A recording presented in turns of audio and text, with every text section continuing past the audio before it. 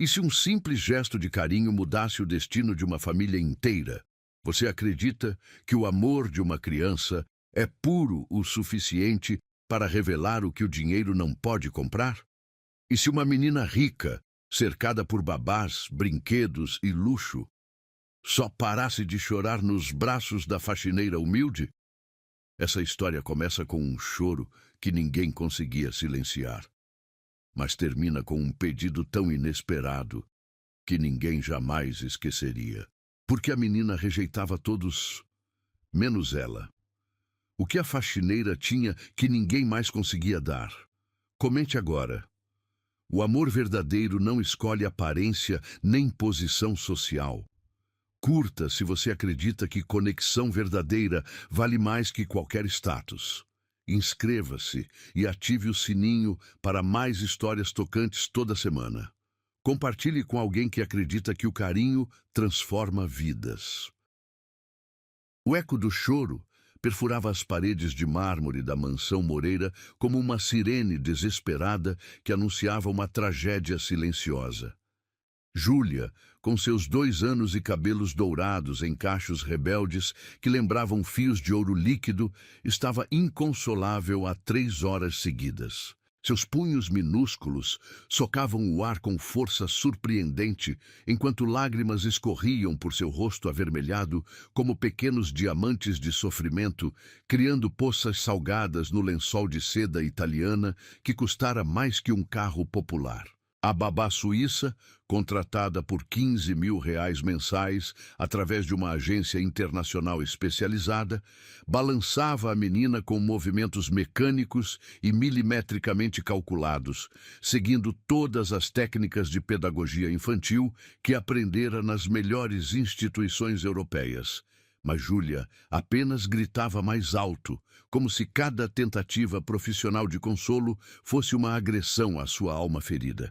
O perfume caro da funcionária, um Chanel Nezu 5 importado diretamente de Paris, parecia queimar as narinas sensíveis da criança, que virava o rosto com repulsa e se debatia com uma força que desafiava sua idade. Senhorita Ana, talvez devêssemos tentar a música clássica novamente, sugeriu Augusto Moreira, passando as mãos pelos cabelos grisalhos em um gesto que revelava desespero absoluto. Suas mãos tremiam ligeiramente, traindo a aparente calma de um homem acostumado a controlar impérios financeiros, e o nó da gravata Hermès parecia apertar sua garganta como uma corda invisível que o sufocava lentamente. A babá assentiu com o profissionalismo frio que caracterizava sua formação europeia, dirigindo-se ao sistema de som integrado que custara o equivalente ao salário anual de 3 funcionários. Mozart começou a ecoar pelos alto-falantes Bang & Olufsen, estrategicamente posicionados. Mas Júlia apenas intensificou seu pranto desesperado, como se a música refinada fosse um insulto brutal aos seus ouvidos que pediam por algo mais genuíno, mais humano. Augusto observou a cena do portal de mogno maciço, importado diretamente da Amazônia, sentindo o peso esmagador de uma impotência que nenhum dinheiro do mundo conseguia curar. Aos 42 anos, ele comandava um império financeiro que se estendia por 3 continentes. Negociava milhões com um simples aceno de mão, mas diante do choro inconsolável de sua filha, descobria-se reduzido a um homem comum, perdido e vulnerável. O mármore gelado de Carrara, sob seus pés cobertos por sapatos de couro italiano, parecia sugar toda sua energia vital, enquanto o lustre de cristal Baccarat, uma peça única avaliada em R$ 200.000, balançava ligeiramente com as vibrações do desespero infantil que impregnava o ar. Talvez ela esteja com fome, murmurou ele, mais para quebrar o silêncio torturante do que por acreditar realmente nessa possibilidade. Já tentei alimentá-la 3 vezes nas últimas 2 horas, Sr. Moreira. Ela recusou a papinha orgânica preparada pela chefe francesa, o iogurte grego importado e até mesmo as frutas tropicais cortadas em formatos lúdicos pela nossa nutricionista infantil. respondeu Ana, sua voz mantendo o tom profissional e controlado, apesar da exaustão evidente que começava a se desenhar ao redor de seus olhos azuis como safiras polidas.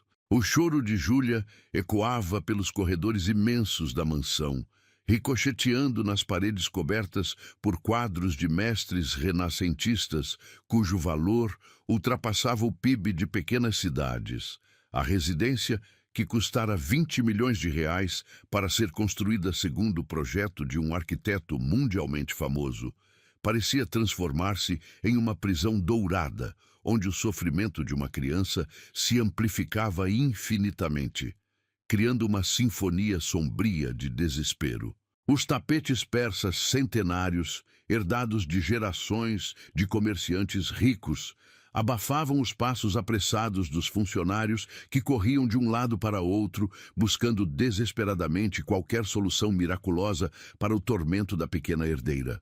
Dona Francisca, a governanta que cuidava da casa há 15 anos, como se fosse sua própria família, apareceu na entrada do quarto infantil, carregando uma bandeja de prata maciça, contendo chás calmantes especiais, preparados com ervas raras, cultivadas no jardim particular da mansão. Seus 60 anos de experiência cuidando de crianças da mais alta sociedade paulistana pareciam completamente inúteis diante daquela situação que desafiava toda a lógica conhecida. O aroma delicado de camomila silvestre e erva cidreira se misturava ao perfume suave das flores frescas trocadas diariamente por uma floricultura de luxo. Mas nem mesmo essa combinação aromática conseguia penetrar na bolha de desespero que envolvia a menina. Senhor Augusto, já chamei 3 pediatras diferentes, incluindo o mais conceituado de São Paulo. O Dr. Henrique está a caminho, mas pelo telefone ele confessou nunca ter visto um caso assim. A voz experiente de Francisca falhou quando Júlia emitiu um grito particularmente agudo que pareceu rasgar o tecido da realidade. Augusto fechou os olhos com força, tentando desesperadamente bloquear o som que parecia perfurar sua alma como milhares de agulhas incandescentes. Desde que Isabela morrera durante o parto complicado há 2 anos, levando consigo não apenas sua vida, mas também todos os sonhos de uma família perfeita, ele investira fortunas colossais em cuidados especializados para Júlia. Babás europeias, com diplomas em universidades prestigiosas, brinquedos educativos alemães, desenvolvidos por psicólogos infantis, alimentação supervisionada por nutricionistas famosos que cobravam consultas de R$ 1.000, quartos decorados por designers internacionais, que transformaram o espaço em um verdadeiro parque temático de luxo. Tudo do melhor que o dinheiro podia comprar. Tudo do mais caro disponível no mercado mundial, tudo absolutamente inútil quando sua filha precisava desesperadamente de algo que nenhuma quantia conseguia adquirir. O tecido aveludado da poltrona vitoriana onde ele se apoiava, uma antiguidade adquirida em leilão londrino por uma fortuna, estava úmido de suor frio que brotava de seus poros como evidência física de sua angústia. Suas mãos, acostumadas a assinar contratos milionários sem o menor tremor, agora tremulavam descontroladamente como folhas ao vento de uma tempestade emocional. O relógio Rolex Submariner, em seu pulso, presente de aniversário de sua falecida esposa, marcava 17h40, quase 4 horas intermináveis de choro que parecia não ter fim. Papai... A voz frágil e quebrada de Júlia cortou o ar espesso como uma lâmina afiada, fazendo seu coração se despedaçar em milhares de fragmentos dolorosos. Era a primeira palavra inteligível que ela conseguia pronunciar entre os soluços desesperados, e soava como um pedido de socorro dirigido ao único homem no mundo que daria tudo, incluindo a própria vida, para vê-la sorrir novamente. Augusto se aproximou da filha com passos hesitantes, estendendo os braços trêmulos em direção ao pequeno corpo convulsionado pelo choro. Por um momento eterno, Júlia pareceu considerá-lo com seus olhos verdes enormes, exatamente iguais aos de Isabela. Uma semelhança que ainda cortava sua alma como uma faca, encarando-o com uma mistura complexa de esperança desesperada e desconfiança instintiva. Mas quando ele finalmente tentou pegá-la no colo, oferecendo todo o seu amor paternal, ela se contorceu violentamente e gritou ainda mais alto, rejeitando até mesmo o homem que representava sua única família no mundo. A porta dupla do quarto se abriu silenciosamente, revelando uma figura que ninguém esperava ver naquele momento.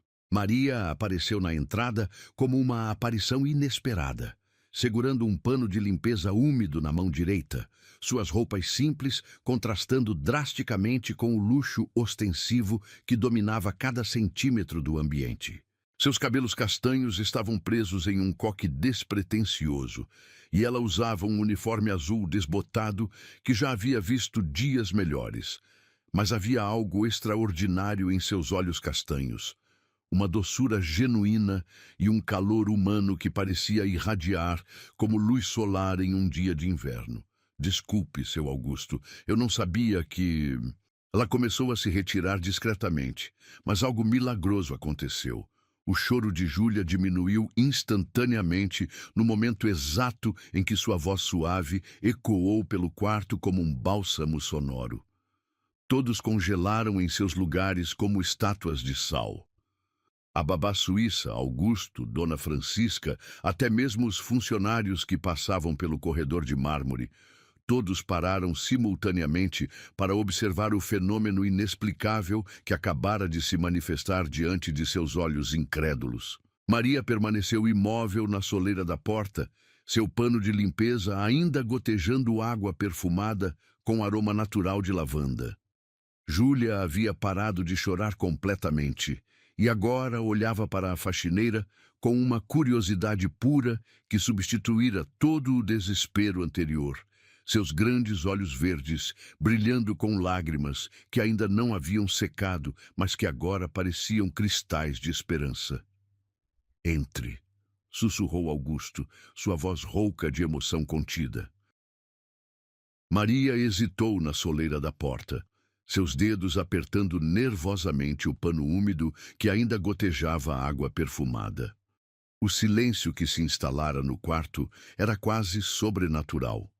Apenas alguns soluços entrecortados de Júlia quebravam a quietude tensa que envolvera todos os presentes como uma névoa espessa. Seus sapatos gastos de borracha fizeram um ruído quase imperceptível contra o mármore polido, quando ela deu o primeiro passo hesitante para dentro do santuário dourado da pequena herdeira. "Oi, princesinha", murmurou Maria com uma voz macia como veludo, aproximando-se da cama infantil com movimentos lentos e deliberados, como alguém que se aproxima de um filhote ferido. Suas palavras fluíam naturalmente, sem a artificialidade profissional das babás europeias ou a rigidez protocolar dos funcionários treinados. Júlia virou a cabecinha dourada em direção à voz, seus olhos vermelhos e inchados de tanto chorar, piscando lentamente, enquanto tentava focar no rosto desconhecido que irradiava uma ternura inexplicável. O contraste era gritante. A menina vestida em roupas de grife francesa, cercada por brinquedos que custavam fortunas, e a mulher simples, cujas mãos calejadas pelo trabalho árduo se estendiam com uma delicadeza que nenhum treinamento caro conseguira ensinar às outras cuidadoras. "Você está triste, não é, meu amor?", continuou Maria, sua voz embargada por uma emoção genuína que fez Augusto sentir um nó na garganta. Ela se inclinou sobre o berço de mogno entalhado e um aroma sutil de sabonete simples e lavanda natural substituiu os perfumes caros que saturavam o ambiente. Júlia estendeu uma mãozinha rechonchuda em direção a Maria, seus dedinhos se abrindo e fechando no ar como se tentasse capturar algo invisível, mas essencial.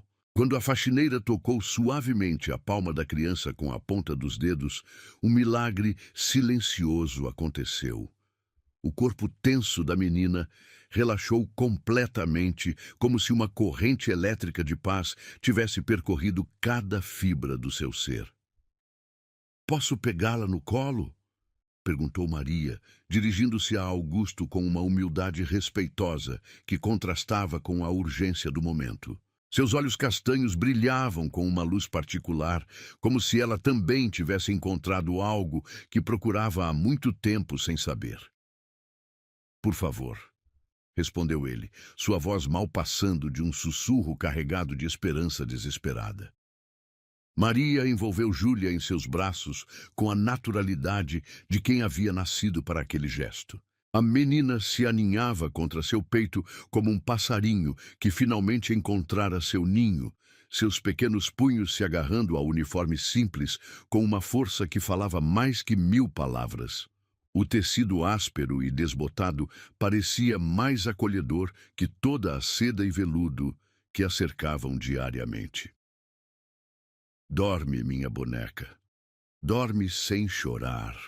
Começou Maria a cantarolar uma canção de ninar simples, sua voz rouca, mas melodiosa, ecoando pelo quarto como uma brisa suave que acalmava tempestades. Não era uma música elaborada ou educativa, mas uma cantiga popular que brotava direto do coração, carregada de uma autenticidade que tocava a alma. "Que tua mãezinha do céu te venha velar", continuou ela, balançando suavemente o corpo enquanto caminhava em círculos lentos pelo quarto. Seus passos descalços faziam o chão de mármore parecer menos frio, e cada palavra da canção parecia envolver Júlia como um casulo protetor. Augusto observava a cena com uma mistura explosiva de alívio, gratidão e uma emoção mais profunda que ele não conseguia nomear. Suas pernas trêmulas finalmente cederam, e ele se deixou cair pesadamente na poltrona vitoriana, sentindo como se tivesse carregado o peso do mundo nos ombros durante horas intermináveis. O nó da gravata, que antes parecia sufocá-lo, agora estava frouxo, e pela primeira vez em anos ele conseguiu respirar profundamente. Ana, a babá suíça, permanecia paralisada ao lado do berço, seus olhos azuis arregalados de incredulidade. Todo o seu treinamento especializado, seus diplomas pendurados na parede, seus anos de experiência com famílias da alta sociedade europeia, pareciam ter sido reduzidos a papel molhado diante da magia simples que se desenrolava diante de seus olhos. Suas mãos, acostumadas a manusear crianças com precisão técnica, tremiam ligeiramente enquanto ela observava a conexão inexplicável entre a faxineira e a menina. "Como é possível?", murmurou Ana para si mesma, sua voz carregada de uma humildade que ela não sentia há anos. Dona Francisca, encostada no batente da porta, enxugava discretamente uma lágrima que escorria por sua face enrugada. Em 15 anos, cuidando daquela casa, ela havia presenciado momentos de alegria, tristeza, nascimento e morte, mas nunca algo tão tocante quanto aquela cena singela. A bandeja de prata com os chás calmantes permanecia esquecida em suas mãos, completamente desnecessária diante do remédio natural que Maria oferecia. Júlia havia parado completamente de chorar. Seus olhinhos verdes, antes arregalados de desespero, agora se fechavam lentamente, as pálpebras pesadas de um sono tranquilo que parecia inalcançável há tanto tempo. Sua respiração, antes entrecortada por soluços, tornara-se profunda e regular, sincronizada com o ritmo cardíaco de Maria, como se fossem um organismo único. "Ela nunca dormiu assim", sussurrou Augusto, sua voz embargada pela emoção. "Nem mesmo com..." Ele parou, incapaz de mencionar Isabela, sem que a dor ainda cortasse sua garganta como uma lâmina afiada. "Nem com a mãe", completou Dona Francisca baixinho, expressando em voz alta o que todos pensavam, mas ninguém ousara dizer. Maria continuava cantarolando, sua voz se tornando cada vez mais suave, conforme Júlia mergulhava em um sono profundo e reparador. O braço da faxineira envolvia a menina com uma proteção instintiva, e sua mão livre acariciava suavemente os cachos dourados com uma delicadeza que fazia cada fio brilhar como ouro líquido sob a luz dourada do lustre de cristal. "Dorme, meu anjinho, dorme sossegada", continuou ela, as palavras fluindo como um rio de mel que acalmava não apenas Júlia, mas todos os presentes. "Que papai do céu te deu uma fada." Augusto sentiu uma pontada estranha no peito. Não era apenas gratidão pelo milagre que presenciava, mas algo mais complexo e perturbador. Observando Maria embalar sua filha com tamanha naturalidade e amor, ele se deu conta de que estava vendo não apenas uma funcionária cuidando de uma criança, mas uma mulher exercendo uma maternidade instintiva que nenhum dinheiro do mundo conseguia comprar ou ensinar. Os cabelos castanhos de Maria, iluminados pela luz suave que entrava pela janela panorâmica, pareciam ter reflexos dourados que ele nunca havia notado antes. Suas mãos, calejadas pelo trabalho árduo de limpar e organizar sua casa, moviam-se com uma graça natural que contrastava com a rispidez mecânica dos movimentos profissionais das outras cuidadoras. "Pronto, ela dormiu", anunciou Maria em um sussurro quase inaudível, dirigindo-se lentamente para o berço. Mas no momento em que tentou depositar Júlia no colchão de plumas importadas, a menina se agitou ligeiramente e agarrou-se ao uniforme com mais força. "Ela não quer sair do seu colo", observou Ana, sua voz carregada de uma humildade profissional que ela estava descobrindo pela primeira vez. Maria sorriu com uma doçura que iluminou seu rosto inteiro, transformando suas feições simples em algo extraordinariamente belo. Era um sorriso genuíno, livre de artifícios, que brotava de um lugar puro e autêntico dentro de sua alma. Ela se acomodou cuidadosamente na cadeira de balanço ao lado da janela, ajeitando Júlia em seus braços como se fosse a coisa mais natural do mundo. "Não tem problema", murmurou ela, seus olhos se fixando no rostinho sereno da menina.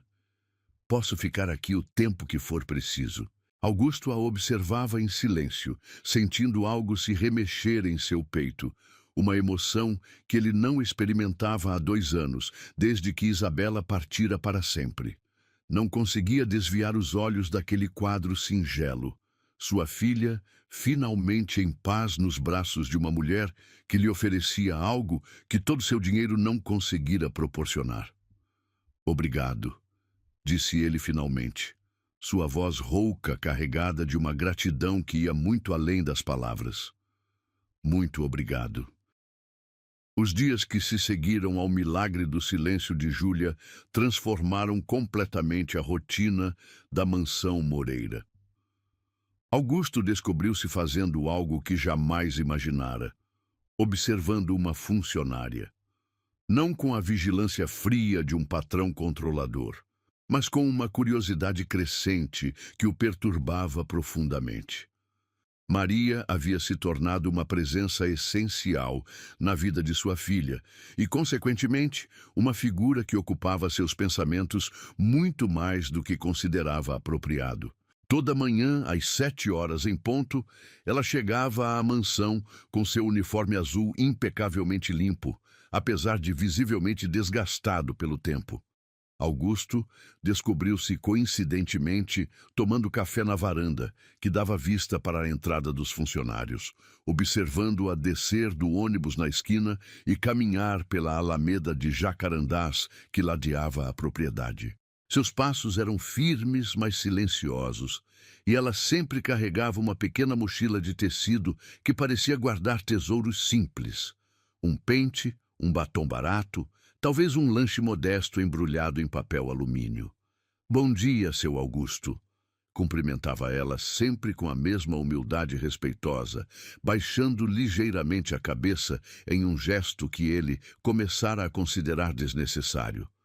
Sua voz tinha um tom musical que cortava a frieza matinal da mansão como raios de sol atravessando névoa espessa. "Bom dia, Maria", respondia ele, tentando manter a formalidade, mas percebendo que sua voz ganhava uma suavidade especial ao pronunciar o nome dela. Eram apenas 2 palavras, mas carregavam um peso emocional que o desconcertava. Júlia transformara-se completamente. A menina que chorava inconsolavelmente por horas, agora corria pelos corredores de mármore atrás de Maria, seus risinhos cristalinos ecoando pelas paredes como música celestial. Seus cachos dourados balançavam com cada passo apressado e seus olhos verdes brilhavam com uma alegria que Augusto não via desde que ela nascera. Maia! Maia! Gritava Júlia com sua pronúncia infantil, incapaz ainda de articular perfeitamente o nome de sua pessoa favorita no mundo.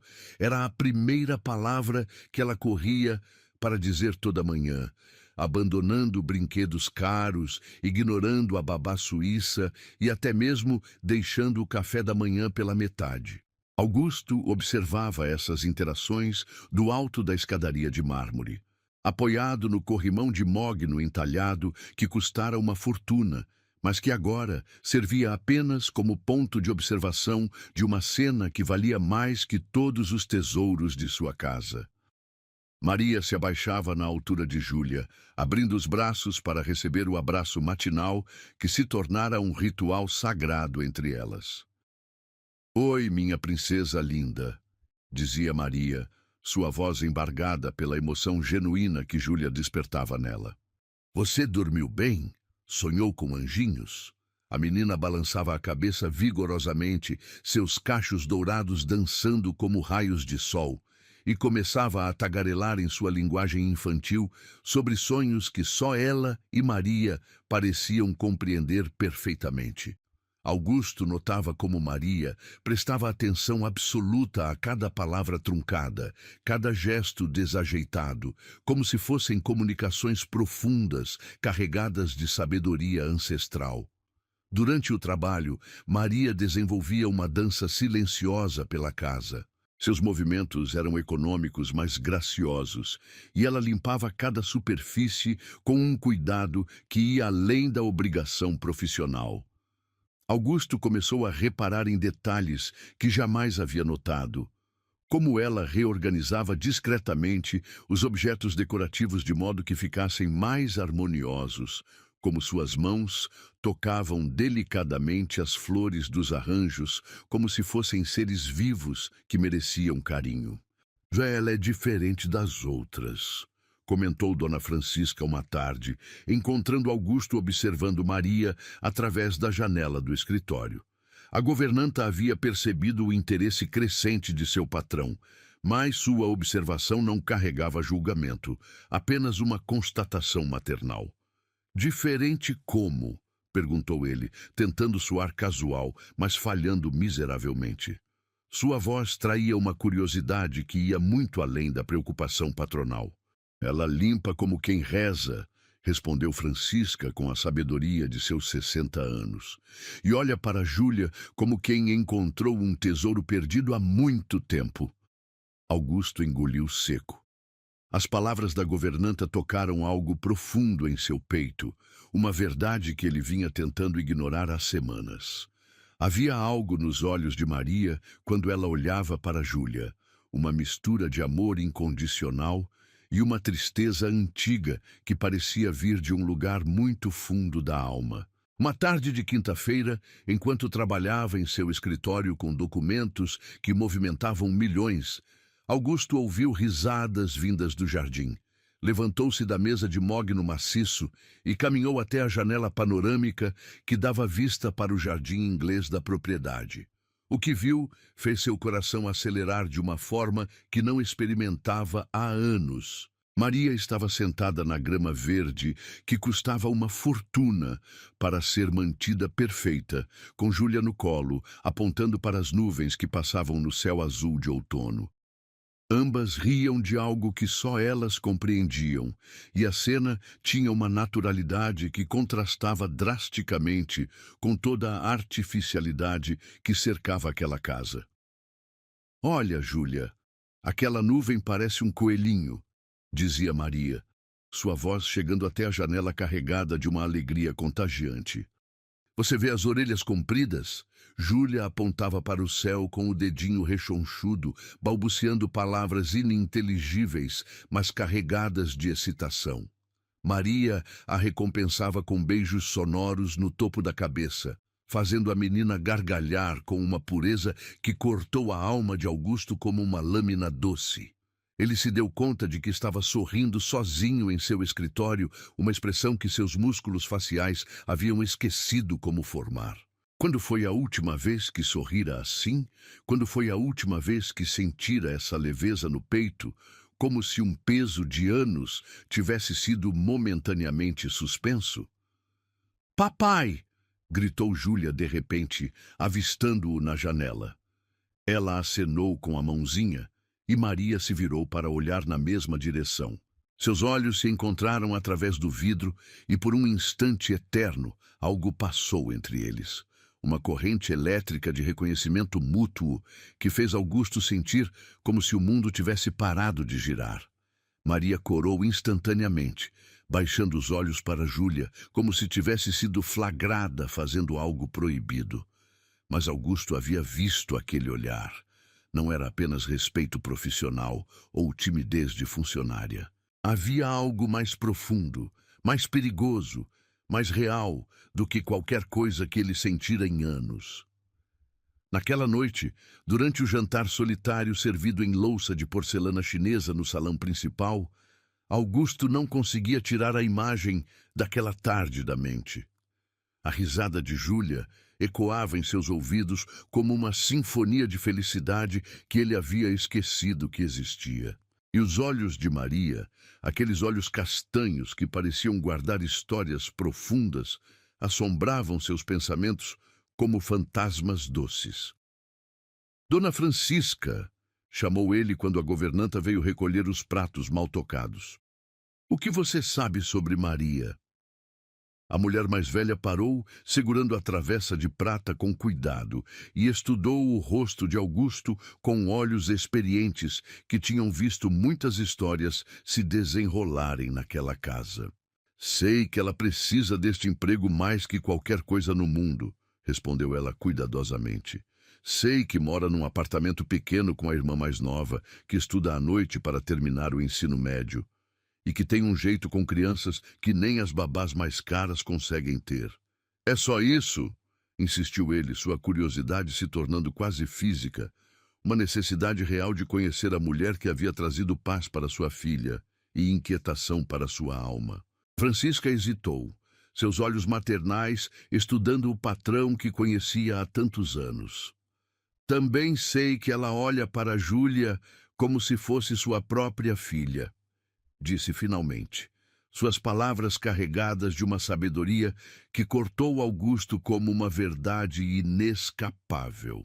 E que o senhor olha para ela como se tivesse encontrado algo que não sabia que estava procurando.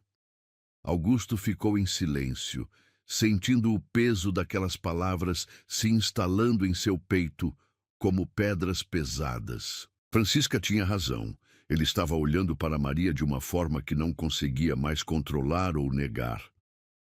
Por que minha filha confia tanto nela? Perguntou ele finalmente, sua voz mal passando de um sussurro carregado de vulnerabilidade. Francisca sorriu com uma doçura maternal que abraçou Augusto como um casulo protetor.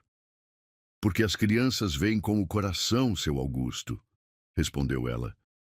E o coração da sua filha reconheceu o coração dela. O jantar de negócios estava programado para ser apenas mais uma das reuniões sociais que Augusto organizava mensalmente. Uma combinação calculada de prazer e estratégia comercial que acontecia no salão principal da mansão, sob a luz dourada do lustre de cristal bacará que custara uma fortuna em leilões europeus. A mesa de mogno maciço, capaz de acomodar 20 pessoas, estava impecavelmente posta com a baixela de porcelana francesa herdada de sua avó, talheres de prata polonesa e taças de cristal boêmio que refletiam a luz como pequenos arco-íris dançantes. Os convidados eram os habituais. Roberto Cavalcante, magnata do setor imobiliário, cujas torres de vidro dominavam o skyline paulistano; Marina Feldman, herdeira de uma família de banqueiros que controlava investimentos milionários; Eduardo Sampaio, dono de uma cadeia de hotéis de luxo que se espalhava pelo litoral brasileiro; e suas respectivas esposas, mulheres elegantes vestindo joias que custavam mais que casas inteiras, perfumadas com fragrâncias exclusivas e conversando sobre viagens a destinos que a maioria das pessoas só conhecia através de revistas. Augusto, você precisa nos contar o segredo, comentava Marina, sua voz cristalina ecoando entre as taças de champanhe Dom Perignon que circulavam pela mesa. Júlia está irreconhecível. Da última vez que a vimos, a coitadinha chorava sem parar, e hoje ela está brincando como qualquer criança feliz. Augusto sorriu com uma mistura de orgulho paternal e algo mais complexo que ele preferia não analisar muito profundamente. Através da porta de vidro que separava o salão do hall principal, podia ver Júlia brincando no carpete persa com seus brinquedos importados, visivelmente tranquila e feliz. Foi um milagre, respondeu ele, erguendo a taça num brinde que todos acompanharam. Encontramos alguém especial para cuidar dela. A nova babá deve ser excepcional, comentou Roberto, cortando delicadamente o salmão grelhado preparado pela chefe francesa da casa. Alemã? Suíça? Sei que você sempre contrata as melhores. Na verdade, começou Augusto, sentindo uma estranha satisfação em surpreender seus convidados sofisticados. É uma das nossas funcionárias da limpeza. Maria tem um dom natural com crianças. O silêncio que se instalou na mesa foi quase palpável. As taças pararam no meio do caminho para os lábios, os talheres ficaram suspensos no ar e os olhares se entrecruzaram, carregados de uma surpresa que rapidamente se transformou em algo próximo ao desconforto social. A faxineira? Perguntou Marina, sua voz subindo uma oitava, como se tivesse ouvido algo impossível de compreender. Sim, confirmou Augusto, notando as expressões de seus convidados, mas decidindo continuar. Júlia se conectou com ela de uma forma que nunca vi antes. É como se elas tivessem uma linguagem própria. Eduardo pigarreou desconfortavelmente, trocando olhares significativos com sua esposa, uma loira platinada que usava um colar de pérolas do tamanho de cerejas pequenas. Bem, interessante, disse ele claramente procurando palavras que não soassem ofensivas. Mas você não acha arriscado deixar uma criança tão próxima de pessoas de um nível social muito diferente? Foi nesse momento que um som familiar cortou a atmosfera tensa do jantar. O choro súbito e desesperado de Júlia. O som penetrou as paredes como uma sirene de emergência, fazendo todos os presentes congelarem em seus lugares. Augusto se levantou imediatamente, sua cadeira de veludo raspando contra o mármore polido do chão. «Ana!» gritou ele, chamando a babá suíça que deveria estar cuidando da menina. Através da porta de vidro, puderam ver Ana tentando desesperadamente acalmar Júlia, balançando-a com os movimentos técnicos que aprendera em suas escolas europeias.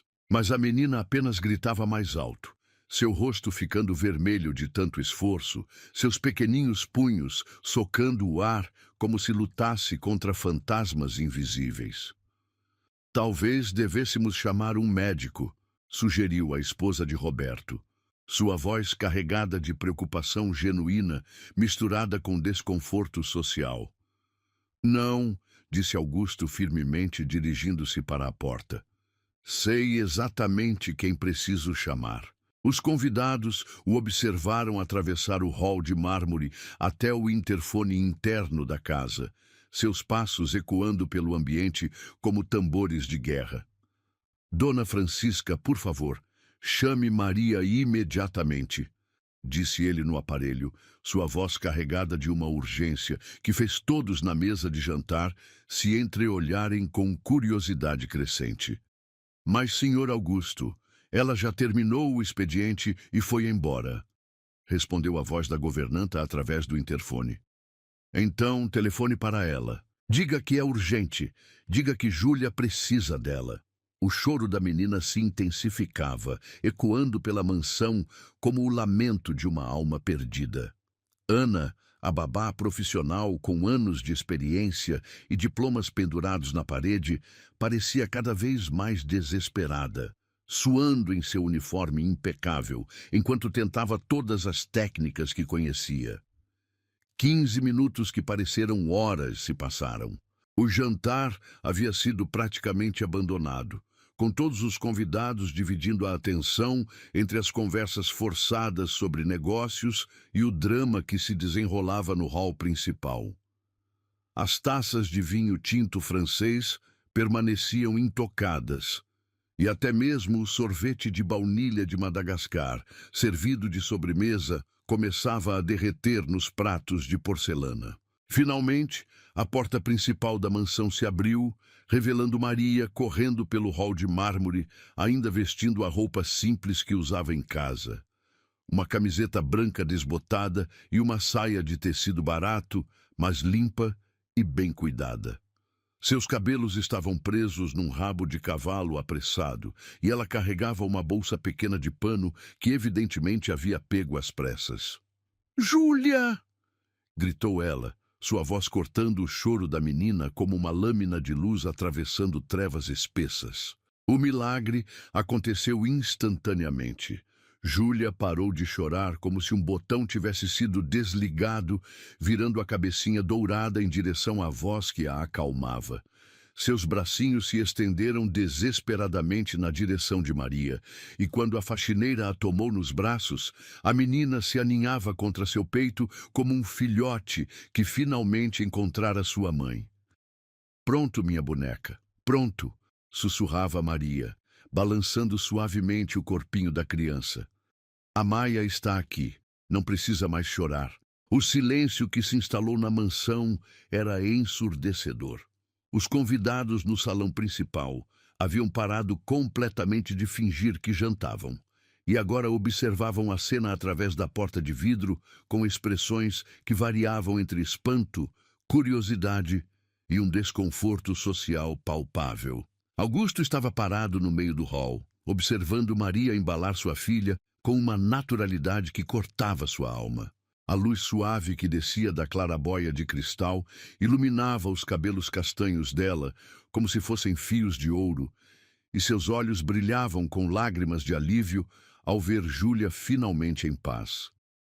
Foi nesse momento, diante de todos os seus convidados da alta sociedade paulistana, diante das pessoas que controlavam milhões e ditavam padrões sociais, que Augusto tomou a decisão mais impulsiva e transformadora de sua vida. "Maria", disse ele, sua voz ecoando pelo hall de mármore como um sino de bronze. Ela se virou para olhá-lo, ainda balançando Júlia suavemente, seus olhos castanhos o encarando com uma mistura de timidez e preocupação. "Sim, seu Augusto." Ele respirou fundo, sentindo o peso dos olhares de todos os presentes como pedras físicas sobre seus ombros. Ana, a babá suíça, permanecia paralisada ao lado do sofá de veludo. Dona Francisca havia aparecido na entrada da cozinha, segurando um pano de prato com as mãos trêmulas. E na mesa de jantar, 8 pessoas da elite social brasileira aguardavam suas próximas palavras como se fossem espectadores de um drama teatral. "Maria!" repetiu ele, sua voz ganhando uma firmeza que surpreendeu até mesmo a si próprio. "Você aceitaria ser a mãe da minha filha?" As palavras saíram de sua boca como projéteis disparados contra o silêncio, ecoando pelas paredes de mármore e ricocheteando nos lustres de cristal. O tempo pareceu parar completamente. Maria ficou pálida como papel, seus olhos se arregalando em choque absoluto. Júlia, aninhada em seus braços, olhava para o pai com curiosidade inocente, sem compreender a magnitude do momento que se desenrolava ao seu redor. No salão de jantar, O silêncio era tão profundo que o som das taças de cristal tocando os pratos parecia estrondos de trovões. Roberto Cavalcanti havia parado com o garfo no meio do caminho para a boca. Marina Feldman segurava a taça de vinho como se fosse uma âncora em meio a uma tempestade. Eduardo Sampaio e sua esposa se entreolhavam com expressões que misturavam choque, curiosidade e um escândalo social que alimentaria conversas por meses. Começou Maria, sua voz falhando como se as palavras tivessem se perdido no caminho entre o coração e a garganta. Augusto deu um passo em sua direção, seus olhos fixos nos dela, com uma intensidade que fez o ar entre eles parecer eletrizado. Não pedi por caridade, disse ele, sua voz carregada de uma emoção crua que surpreendeu a todos os presentes. Pedi porque minha filha te escolheu. E eu... Ele hesitou por um momento eterno. Eu também te escolho. O salão principal da mansão Moreira mergulhou num silêncio absoluto que parecia sugar todo o oxigênio do ambiente, enquanto 8 testemunhas da alta sociedade contemplavam atônitas o pedido mais inacreditável que já haviam presenciado.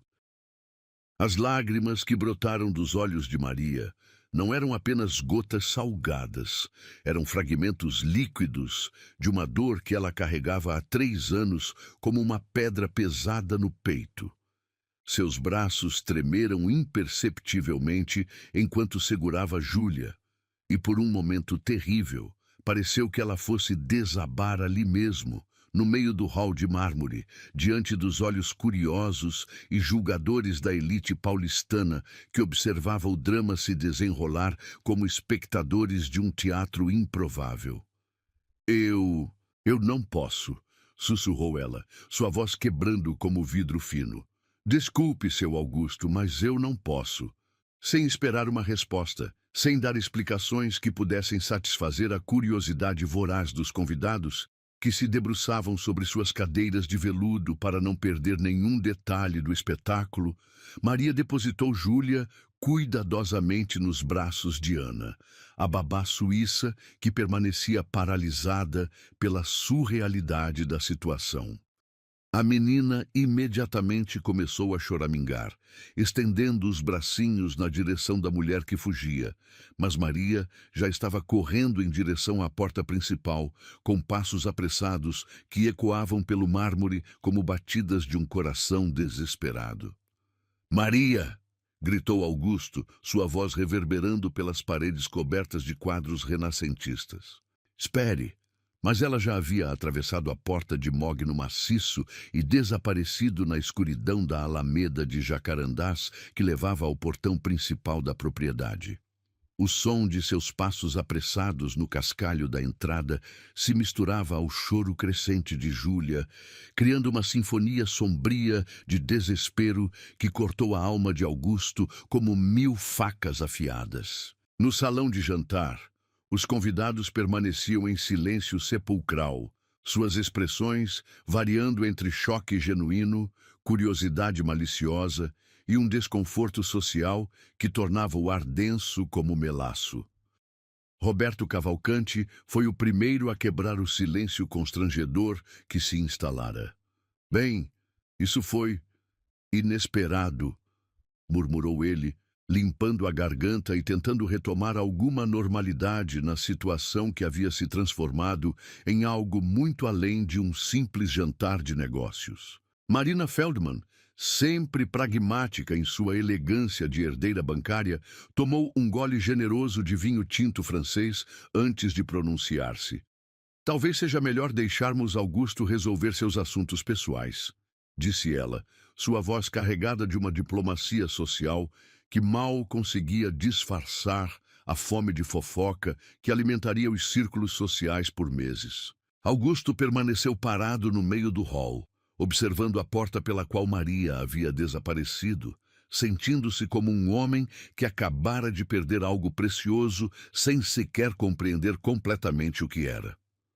Júlia continuava chorando nos braços de Ana, e seus gritos pareciam ecoar a própria confusão que dominava o coração do pai.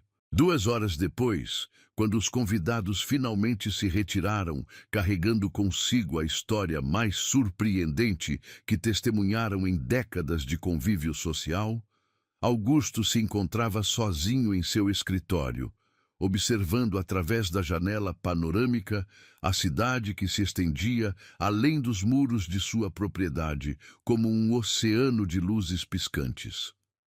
O conhaque escocês de 40 anos permanecia intocado no copo de cristal ao seu lado, enquanto sua mente tentava processar os eventos da noite. Enquanto isso, a 20 quilômetros dali, num apartamento modesto de 2 quartos no bairro de Vila Madalena, Maria chegava em casa com o coração despedaçado e a alma ferida. O contraste entre a mansão que acabara de deixar e o pequeno lar que dividia com sua irmã Clara era gritante. Móveis simples, mas bem cuidados, paredes pintadas com tinta barata, mas decoradas com fotografias de família em molduras de plástico, um sofá de tecido desbotado, coberto por uma manta de crochê feita pelas mãos hábeis de sua falecida mãe.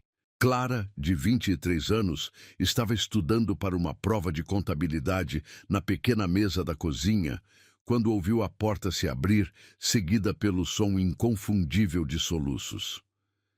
Ela ergueu os olhos dos livros emprestados da biblioteca pública e viu sua irmã mais velha encostada na porta, chorando como não chorava há muito tempo. "Maria, o que aconteceu?"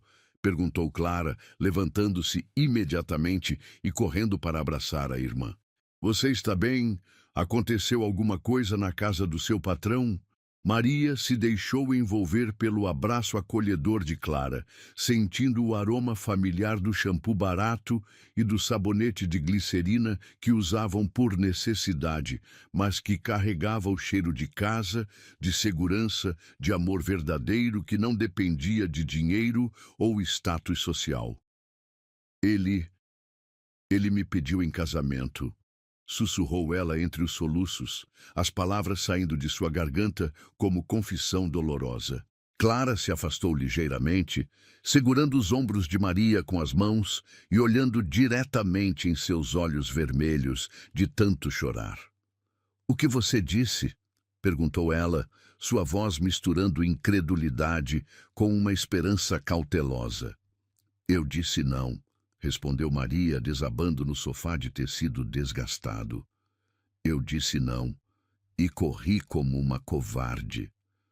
Clara se sentou ao seu lado, pegando suas mãos calejadas pelo trabalho árduo e apertando-as com força reconfortante.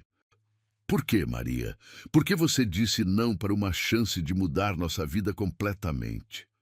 Maria fechou os olhos e as imagens que havia tentado enterrar há 3 anos voltaram à tona como fantasmas que nunca a deixavam em paz. Gabriel. Seu pequeno Gabriel, com apenas 8 meses de vida, queimando em febre numa madrugada fria de inverno. Ela sozinha no apartamento ainda menor que dividiam na época, sem dinheiro para o táxi até o hospital, assistindo seu bebê definhar em seus braços enquanto esperava o transporte público, que demorava eternidades nas madrugadas paulistanas. "Porque eu não consigo mais amar uma criança", disse ela, sua voz quebrando com a dor crua da confissão. "Porque toda vez que olho para Júlia, lembro do meu Gabriel. Porque eu falhei como mãe uma vez, e não posso falhar de novo." Clara sentiu lágrimas brotarem em seus próprios olhos ao ouvir o nome do sobrinho que nunca conhecera, mas cuja ausência assombrava a família como uma sombra permanente. "Maria, você não falhou", disse ela, sua voz carregada de uma convicção férrea. "Você era uma menina de 19 anos, sozinha, sem dinheiro, sem apoio. O que aconteceu com Gabriel não foi sua culpa."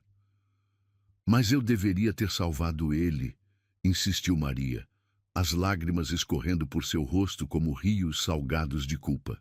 "É uma mãe verdadeira teria encontrado um jeito. Uma mãe verdadeira não teria deixado seu filho morrer nos próprios braços por falta de dinheiro para um táxi." Clara abraçou a irmã com força, sentindo o peso de 3 anos de culpa que Maria carregava como uma cruz invisível nas costas. Você sabe o que eu acho? Disse Clara, afastando suavemente os cabelos do rosto de Maria. Eu acho que Gabriel mandou Júlia para você.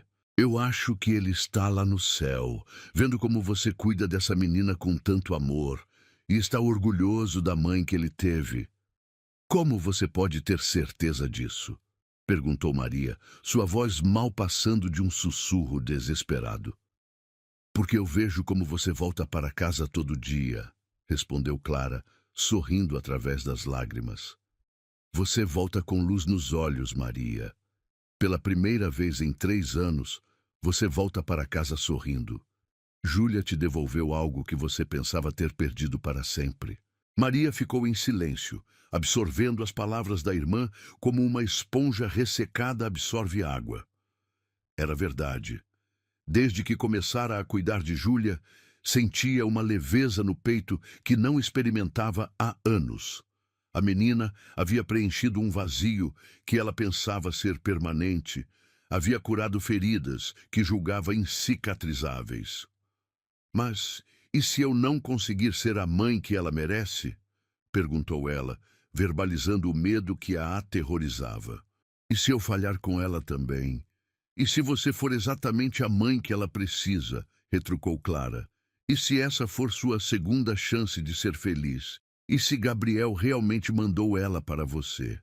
Maria olhou pela pequena janela do apartamento, observando as luzes da cidade que se espalhavam até o horizonte como estrelas terrestres. Em algum lugar lá fora, numa mansão de mármore e cristal, uma menina de cabelos dourados provavelmente chorava em seus lençóis de seda, sentindo falta dos braços que a acalmavam, da voz que cantava cantigas simples, do coração que a amava com uma pureza que nenhum dinheiro conseguia comprar. Eu tenho medo, admitiu ela finalmente. Eu sei, disse Clara pegando sua mão. Mas às vezes o medo é apenas um sinal de que algo é importante demais para ser ignorado. Naquela noite, Maria permaneceu acordada até o amanhecer, olhando para o teto descascado do pequeno apartamento e pensando na proposta mais impossível que já havia recebido. Do outro lado da cidade, Augusto também não conseguia dormir, caminhando pelos corredores silenciosos de sua mansão e se perguntando se havia arruinado para sempre a única chance de felicidade que sua filha havia encontrado. À madrugada, os encontrou separados por quilômetros de distância e anos-luz de diferença social, mas unidos pela mesma dúvida. Seria possível que o amor verdadeiro fosse forte o suficiente para superar todas as barreiras que o mundo colocava entre eles? O sol matinal filtrava através das cortinas de linho cru do apartamento modesto, criando listras douradas no chão de cerâmica que Maria havia limpado na noite anterior com a mesma meticulosidade que aplicava em todos os seus trabalhos. Ela havia dormido apenas 2 horas, atormentada por sonhos confusos, onde Gabriel e Júlia se misturavam numa dança etérea de memórias e esperanças. O despertador barato tocou às 5:30 da manhã, como sempre, mas ela já estava acordada há tempos, observando o teto descascado e tentando encontrar coragem para enfrentar mais um dia. Clara já estava na cozinha quando Maria saiu do quarto compartilhado, preparando o café simples que tomavam todas as manhãs antes de partirem para seus respectivos trabalhos. O aroma familiar do pó barato misturado com açúcar cristal encheu as narinas de Maria, trazendo um conforto pequeno, mas real, que a ajudava a se preparar mentalmente para o dia que a aguardava. Você vai voltar para lá hoje? Perguntou Clara, servindo o café em 2 canecas de cerâmica branca já desbotada pelo tempo. Sua voz carregava uma preocupação genuína, mas também uma esperança mal disfarçada. Eu preciso trabalhar, respondeu Maria simplesmente, mexendo o açúcar com mais força do que o necessário. Não posso me dar ao luxo de perder esse emprego. A viagem de ônibus até a mansão dos Moreira pareceu mais longa que o habitual. Maria observava a paisagem urbana se transformar gradualmente, dos prédios populares e casas simples de sua vizinhança para as áreas cada vez mais valorizadas, até chegarem ao bairro dos Jardins, onde mansões se escondiam atrás de muros altos e portões eletrônicos. Cada quilômetro percorrido parecia amplificar a distância social entre ela e o mundo para o qual se dirigia diariamente. Augusto havia passado a noite em claro, caminhando pelos corredores de mármore da mansão como um fantasma atormentado. A conversa com os convidados na noite anterior havia se tornado uma fonte constante de ansiedade. Ele podia imaginar perfeitamente as conversas que aconteceriam nos clubes exclusivos, nos almoços da alta sociedade, nos jantares elegantes onde sua proposta seria dissecada, analisada e julgada por pessoas que nunca haviam sentido a pressão desesperadora de um filho inconsolável. Quando ouviu o som familiar da porta dos funcionários se abrindo, Augusto sentiu seu coração acelerar de uma forma que não experimentava desde a adolescência. Posicionou-se discretamente na janela do escritório que dava vista para a entrada de serviço, observando Maria caminhar pela alameda de jacarandás com passos que pareciam mais hesitantes que o habitual. "Bom dia, seu Augusto", disse ela quando se encontraram no hall principal, mas sua voz soava diferente. Mais formal, mais distante, como se tivesse reconstruído muros invisíveis durante a noite. "Bom dia, Maria", respondeu ele, tentando decifrar a expressão em seus olhos castanhos. "Como você está?" "Bem, obrigada", ela respondeu automaticamente, desviando o olhar e se dirigindo para o armário onde guardava os produtos de limpeza. "Vou começar pela sala de estar hoje." A conversa morreu ali, deixando um silêncio pesado que parecia sugar o oxigênio do ambiente. Augusto queria dizer algo, qualquer coisa que pudesse desfazer o constrangimento da noite anterior, mas as palavras pareciam ter se perdido em algum lugar entre o coração e a garganta. Júlia apareceu correndo pelo corredor de mármore, seus cabelos dourados balançando como raios de sol, gritando como sempre: "Maia! Maia!" Mas quando se aproximou de Maria, algo estranho aconteceu. A faxineira se abaixou para receber o abraço matinal, mas seus movimentos eram mecânicos, controlados, como se estivesse se forçando a manter uma distância emocional que não existia antes. "Oi, princesa", disse ela, mas sua voz carecia da calidez natural que sempre caracterizara suas interações com a menina. Júlia, com a percepção aguçada que apenas as crianças possuem, sentiu imediatamente a mudança. Seus olhinhos verdes se encheram de confusão, e ela se agarrou ao uniforme de Maria com mais força, como se pressentisse que algo precioso estava escorregando entre seus dedinhos. Ana, a babá suíça, observava a cena da entrada da sala de estar com uma expressão complexa. Na noite anterior, após o jantar desastroso, ela havia tido uma longa conversa com Dona Francisca sobre a situação inusitada que se desenvolvera na casa. Sua formação profissional a ensinara a manter distância emocional, mas era impossível negar que presenciara algo extraordinário, uma conexão genuína entre uma criança e uma cuidadora que transcendia qualquer protocolo ou treinamento. "Talvez eu devesse assumir mais responsabilidades com Júlia", disse Ana para Augusto quando ele passou pela sala onde a menina brincava distraída com brinquedos alemães caros. Para dar mais tempo para Maria se concentrar em suas funções de limpeza. Augusto parou abruptamente, virando-se para encarar a babá com uma expressão que misturava surpresa e algo próximo à irritação. "Júlia fica com Maria", disse ele firmemente. "Essa não é uma decisão negociável." Ana baixou os olhos, reconhecendo a autoridade inquestionável em sua voz, mas também percebendo a complexidade emocional que se escondia por trás de sua determinação. Conforme o dia avançava, a tensão na mansão se tornava palpável. Maria executava suas tarefas com a eficiência habitual, mas havia uma rigidez em seus movimentos, uma formalidade forçada que não passava despercebida a ninguém.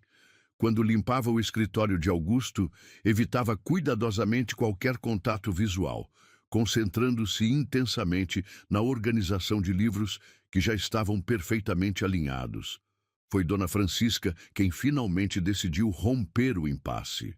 Durante o almoço, quando Maria se sentava sozinha na pequena mesa da cozinha de serviço para comer o sanduíche simples que trouxera de casa, a governanta se aproximou com 2 xícaras de café recém-passado.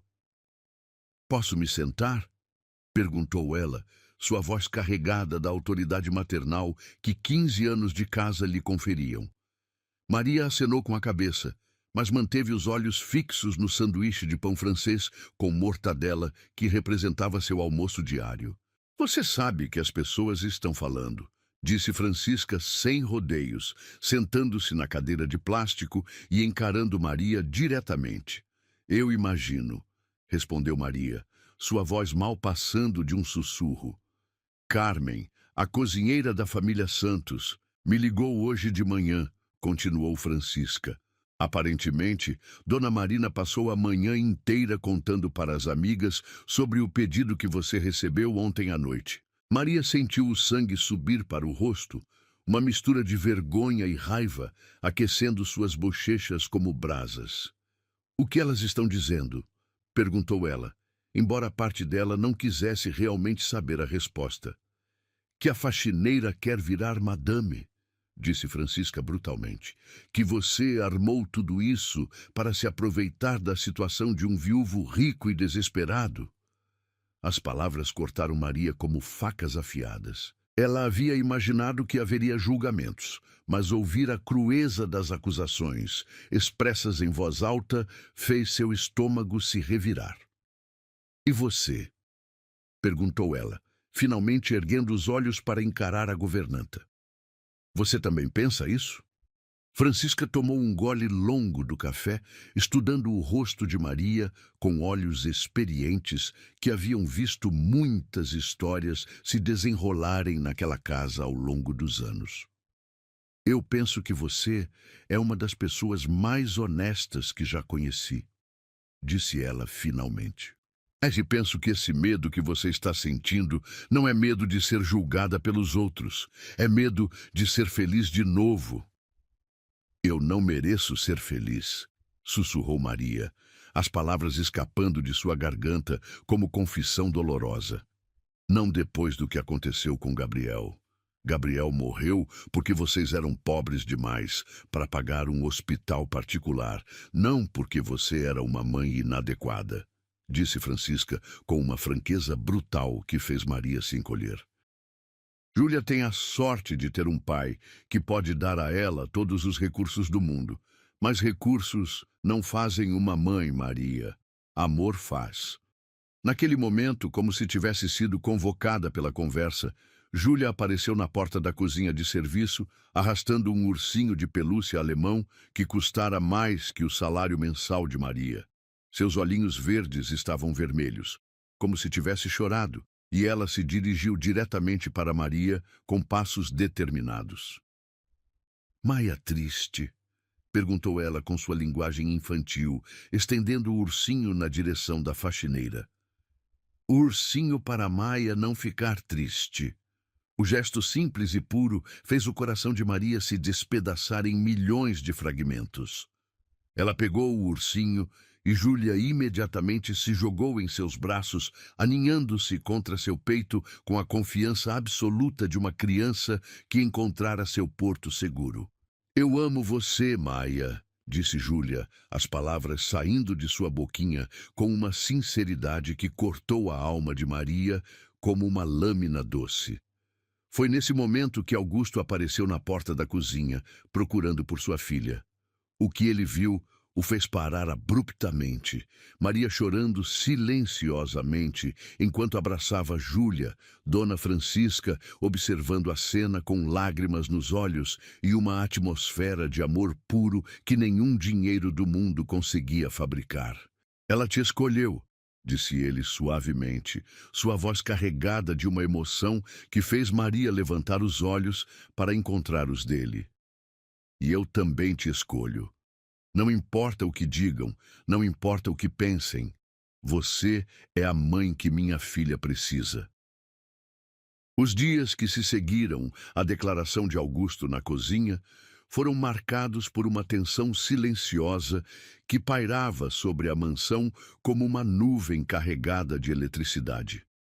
Maria continuava executando suas tarefas com a precisão habitual, mas havia uma vulnerabilidade nova em seus gestos, como se cada movimento fosse uma pergunta não formulada sobre o futuro incerto que se desenhava diante dela. Júlia, por sua vez, parecia sentir as ondas invisíveis de emoção que circulavam entre os adultos, agarrando-se a Maria com uma intensidade crescente, como se pressentisse que algo importante estava prestes a acontecer. Foi numa quinta-feira nublada de outono que tudo mudou.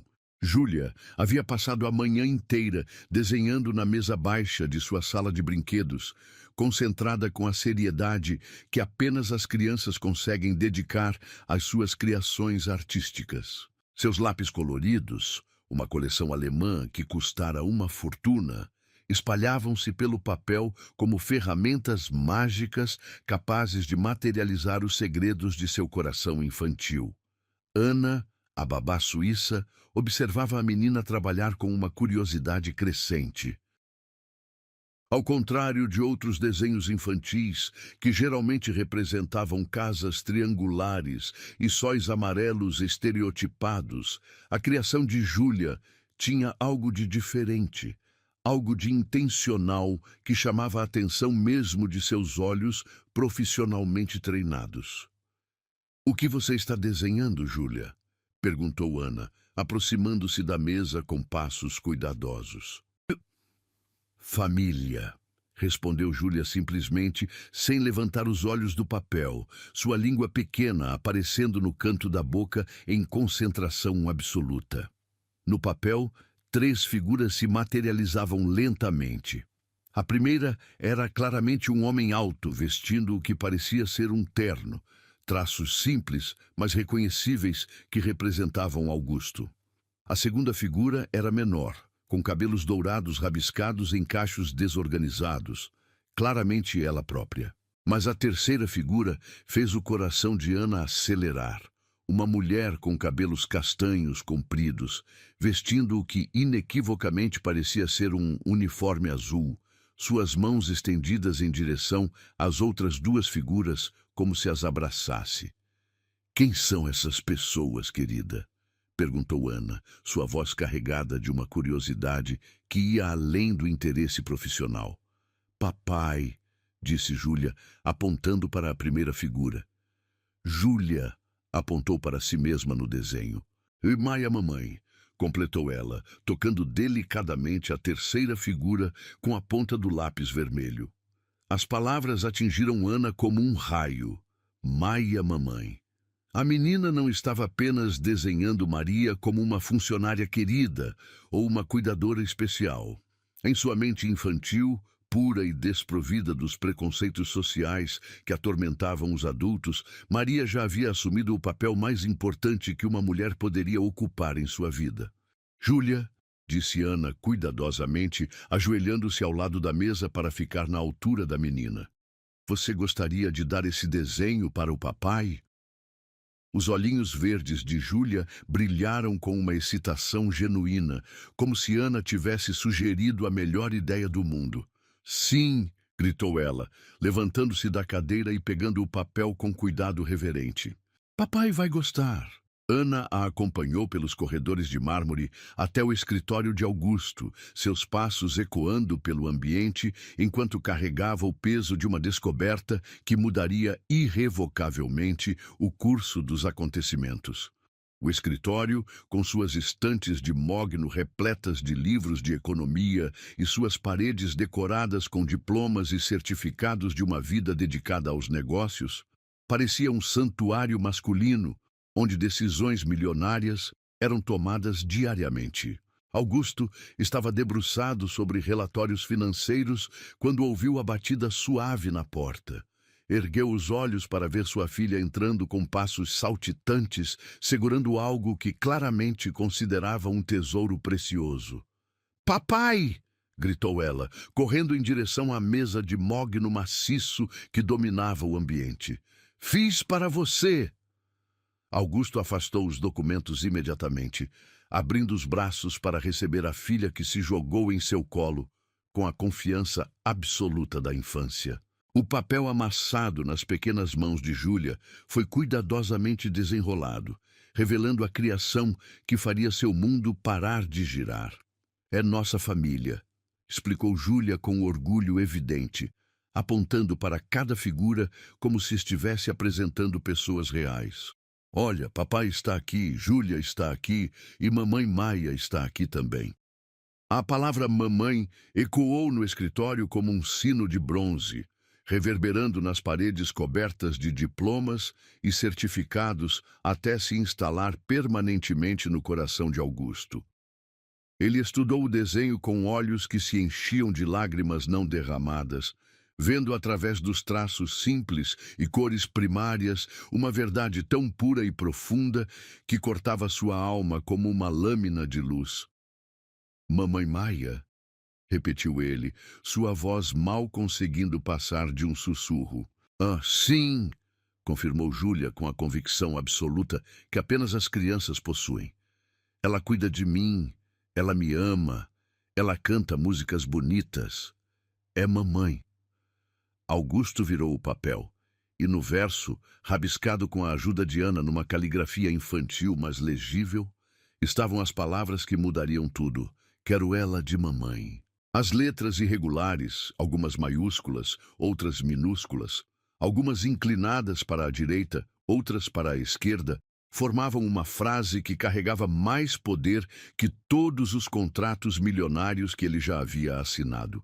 Cada palavra era um pedido direto do coração de sua filha, uma súplica infantil que transcendia todas as barreiras sociais, todos os preconceitos, todas as convenções que governavam o mundo adulto. "Você realmente quer que Maria seja sua mamãe?" perguntou Augusto, segurando o rosto pequeno da filha entre suas mãos trêmulas.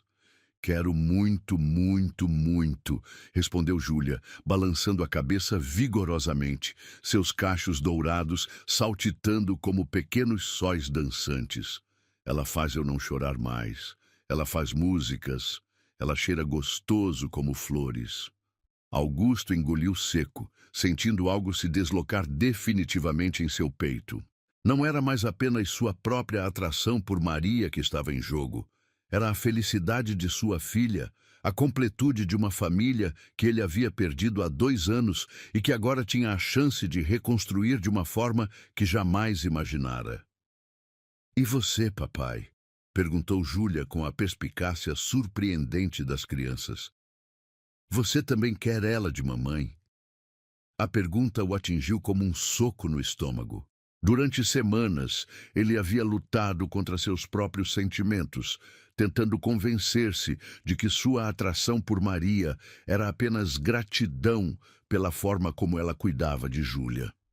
Mas, confrontado pela honestidade brutal de sua filha, pelas palavras simples que não conheciam subterfúgios ou mentiras socialmente aceitáveis, ele foi forçado a enfrentar uma verdade que vinha evitando há muito tempo. "Eu também quero", admitiu ele finalmente, as palavras saindo de sua garganta como uma confissão libertadora. "Eu também quero muito." Júlia sorriu com uma alegria tão pura que iluminou o escritório inteiro, seus olhinhos verdes brilhando como esmeraldas polidas pela felicidade. Ela se jogou nos braços do pai, abraçando-o com força, enquanto murmurava palavras de aprovação em sua linguagem infantil. Ana permanecia na porta do escritório, observando a cena com uma emoção que jamais experimentara em seus anos de trabalho com famílias da alta sociedade europeia. Havia presenciado muitos momentos importantes na vida de crianças privilegiadas. Primeiras palavras, primeiros passos, primeiras conquistas acadêmicas, mas nunca testemunhara algo tão puro quanto aquela declaração de amor familiar que transcendia todas as convenções sociais. Ana, disse Augusto, virando-se para a babá, sem soltar Júlia. Você poderia chamar Maria, por favor? Diga que preciso falar com ela no escritório. Claro, senhor Moreira, respondeu Ana, mas sua voz carregava uma emoção que ia muito além do profissionalismo habitual. 10 minutos depois, Maria apareceu na porta do escritório, com seus passos hesitantes, enxugando as mãos no avental e tentando alisar os cabelos que haviam escapado do coque durante o trabalho matinal de limpeza. Seus olhos castanhos encontraram os de Augusto com uma mistura de curiosidade e apreensão, como se pressentisse que algo importante estava prestes a acontecer. Você me chamou, seu Augusto?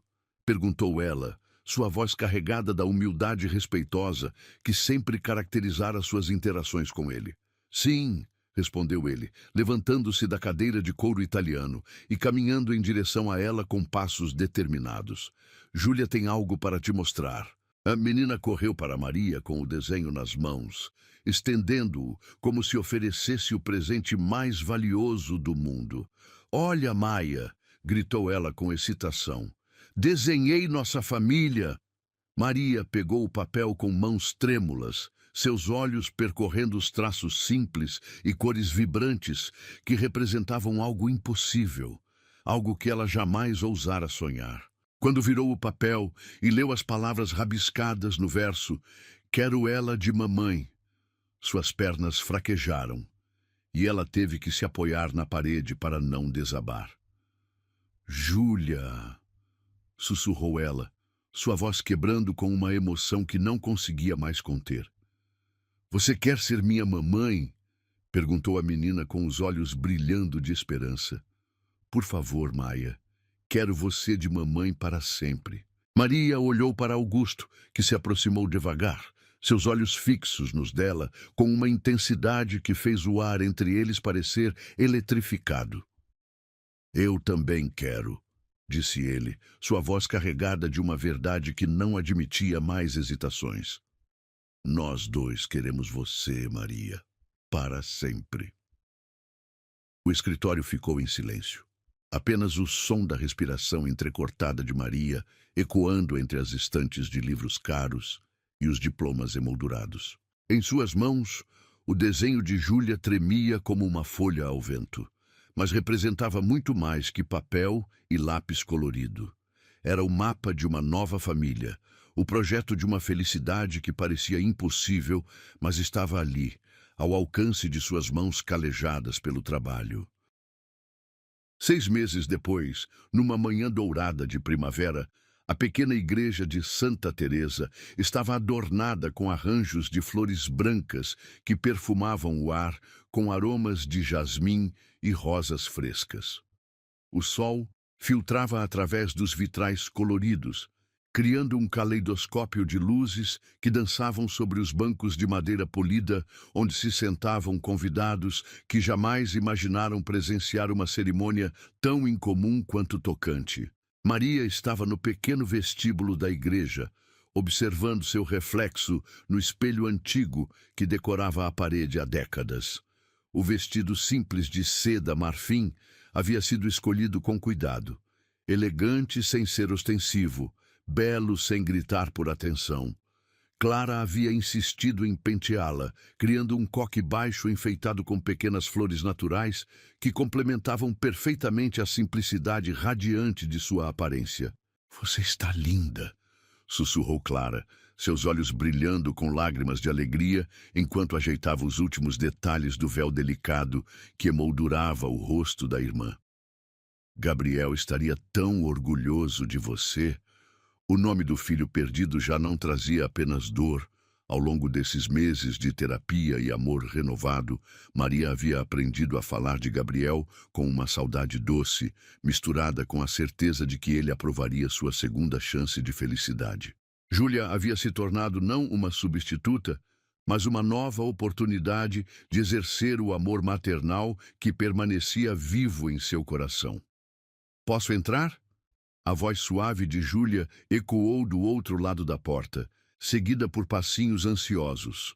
A menina apareceu usando um vestidinho de cetim cor de pêssego, seus cabelos dourados presos em duas trancinhas enfeitadas com pequenas flores que combinavam com as de Maria. Em suas mãozinhas, carregava uma cestinha de vime repleta de pétalas de rosa que espalharia durante a cerimônia.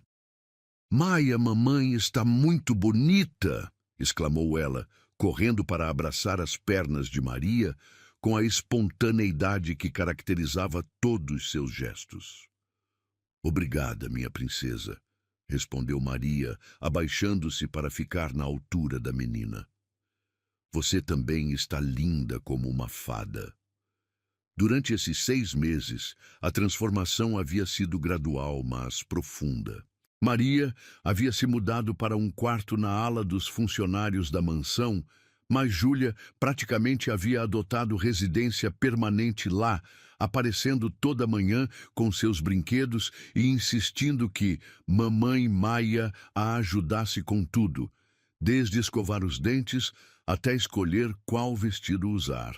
O relacionamento entre Maria e Augusto havia florescido lentamente, construído sobre uma base sólida de respeito mútuo e amor compartilhado por Júlia. Ele havia sido paciente, compreendendo que ela precisava de tempo para processar não apenas a perda de Gabriel, mas também a enormidade da mudança que sua vida estava prestes a experimentar. "Está na hora", anunciou Dona Francisca, aparecendo na porta do vestíbulo com um sorriso maternal que abraçava todas as mulheres presentes. "Seu Augusto está esperando no altar e parece que vai desmaiar de nervoso." Maria respirou fundo, sentindo uma mistura de ansiedade e alegria que fazia seu coração bater como um tambor acelerado. Júlia pegou sua mão com a naturalidade de uma filha verdadeira e juntas caminharam em direção às portas duplas que se abriam para o interior da igreja. O órgão começou a tocar a marcha nupcial, quando as portas se abriram, revelando Maria e Júlia caminhando lado a lado pelo corredor central. A cena era tocante além das palavras. Não apenas uma noiva se dirigindo ao altar, mas uma futura mãe e filha, selando simbolicamente uma união que transcendia documentos legais. Os convidados presentes eram uma mistura eclética que refletia a jornada extraordinária que havia levado àquele momento. Nos primeiros bancos sentavam-se Clara e alguns amigos próximos de Maria, pessoas simples, vestindo suas melhores roupas, rostos honestos iluminados pela alegria genuína de presenciar a felicidade de alguém querido. Do outro lado, representando a família Moreira, estavam Dona Francisca, Ana, que havia se tornado uma aliada surpreendente durante a transição, e alguns poucos amigos de Augusto que haviam superado o choque inicial para compreender a autenticidade do que estava acontecendo. Roberto Cavalcante estava presente, sua expressão uma mistura complexa de surpresa respeitosa e curiosidade genuína. Marina Feldman havia declinado o convite, uma ausência que falava mais sobre seus próprios preconceitos do que sobre a validade da união que se celebrava. Augusto o esperava no altar, vestindo um terno azul marinho que realçava seus cabelos grisalhos e seus olhos que brilhavam com uma emoção que ele não tentava mais esconder. Quando viu Maria caminhando em sua direção, acompanhada por Júlia, que espalhava pétalas com seriedade cerimonial, sentiu que seu coração poderia explodir de pura gratidão. A caminhada pelo corredor pareceu durar tanto uma eternidade quanto um instante. Maria absorvia cada detalhe: o perfume das flores, o som suave do órgão, os rostos sorridentes dos convidados, mas principalmente a expressão no rosto de Augusto, que a olhava como se ela fosse a resposta para orações que ele havia feito durante anos solitários. "Quem entrega esta mulher em casamento?" perguntou o padre quando Maria chegou ao altar.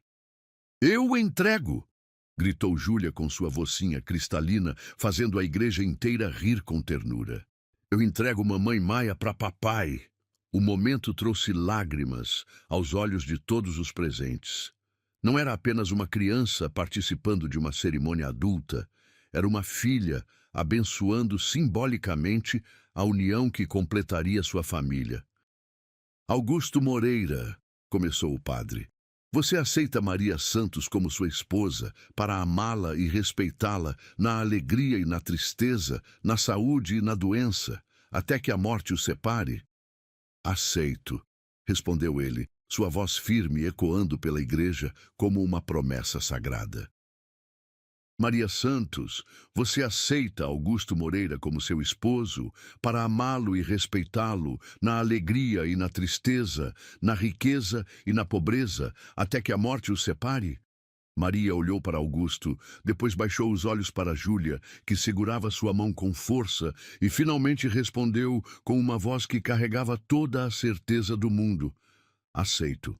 Quando os anéis foram trocados, alianças simples de ouro branco que simbolizavam a união de duas vidas que haviam encontrado propósito uma na outra, Júlia aplaudiu com entusiasmo, gritando: agora somos família de verdade. Pode beijar a noiva, anunciou o padre, com um sorriso que refletia a alegria contagiante que dominava o ambiente. O beijo foi suave, respeitoso, mas carregado de uma promessa de amor que havia sido construída lentamente, tijolo por tijolo, através de momentos compartilhados de cuidado com Júlia, conversas noturnas sobre sonhos e medos, e a descoberta gradual de que duas pessoas de mundos diferentes podiam criar juntas algo belo e duradouro. Quando se separaram, Júlia se jogou nos braços de ambos, criando um abraço familiar que selou definitivamente a união que havia começado com o choro de uma criança e o coração maternal de uma mulher que havia perdido tudo para ganhar uma nova chance de amar. Agora você é mamãe para sempre, disse Júlia para Maria, suas palavras carregadas da sabedoria pura da infância. Para sempre, confirmou Maria, beijando a testa da menina que havia transformado sua vida de formas que ela jamais poderia ter imaginado. Conforme saíam da igreja sob uma chuva de arroz e pétalas de flores, Maria olhou para trás uma última vez. O sol da tarde criava um halo dourado ao redor da pequena igreja, onde 3 corações solitários haviam se tornado uma família. A mulher que um dia limpara pisos, agora caminhava ao lado do homem, cujas feridas ela havia ajudado a curar. Carregando nos braços a menina que havia sido o catalisador de uma transformação que provava que o amor verdadeiro não reconhece barreiras sociais. Na entrada da igreja, uma placa pequena, mas significativa, havia sido colocada. Aqui, hoje, o amor venceu todas as diferenças. E quando a limusine os levou para a festa simples que aconteceria na mansão, agora verdadeiramente um lar, Júlia adormeceu no colo de Maria, finalmente em paz nos braços da mãe que seu coração havia escolhido desde o primeiro dia.